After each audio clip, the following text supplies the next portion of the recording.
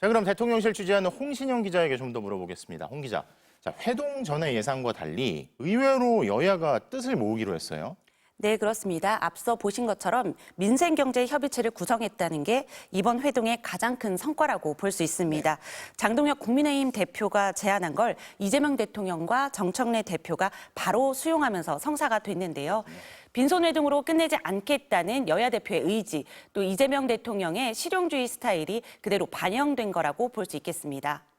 대통령실 관계자는 이번 회동이 이재명 대통령과 여야 대표 3명 모두 윈윈했던 회동이었다. 이렇게 평가했습니다. 자, 그리고 세 사람이 만나고 나서 장동혁 대표가 요구했던 그 이 대통령과 단독으로 만나자. 이걸 대통령이 수용하면서 둘이 이제 만나게 됐는데 이 모습 보니까 이 대통령이 왜 지난 정권 초반 좀 지나서죠. 윤석열 전 대통령이랑 만났던 장면도 좀 떠오르더라고요.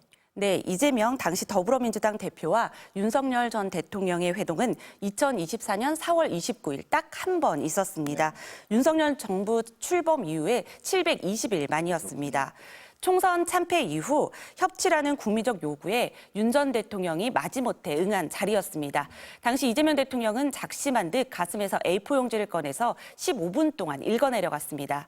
이번엔 장동혁 대표가 그 모습을 따라한 건지 모르겠지만 빨간 수첩을 꺼내 9분 동안 현안에 대한 입장을 밝혔습니다. 겉모습은 비슷하지만 그때와 오늘 상황은 완전히 달랐는데요. 당시 윤석열 대통령은 제대로 된 모두 발언도 준비하지 않았고 이재명 대표의 요구에도 별다른 입장을 내놓지 않았습니다. 결국 공동 발표문은커녕 빈손 회담으로 끝이 났습니다. 이번엔 이 대통령이 여야를 향해서 회담 결과를 국회에 가서 동시에 발표하면 어떻겠냐는 제안까지 했는데요. 모처럼 만에 협치 가능성을 보여줬습니다. 자, 그러니까 이렇게 되짚어보면 720일만, 그러니까 거의 집권하고 2년 지나서 한 거였네요. 지금 보면 이 대통령 정권 초기에 가장 권력이 셀 때인데 이렇게도 하는데 그때 그게 왜 이렇게 어려웠는지 잘 모르겠어요. 자, 근데 사실 이게 협치의 물꼬는 지금 튼셈이 됐는데 얼마나 이게 앞으로 어떻게 되겠습니까?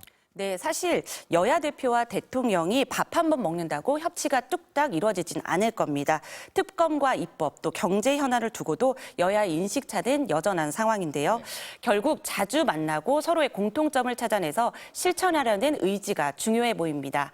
당장 여야는 민생경제협의체 구성을 위해 실무협의단 구성에 나섰습니다. 어떻게 진행되는지 지켜봐야 할 것 같습니다. 네, 대통령실 취재하는 홍신영 기자 잘 들었습니다.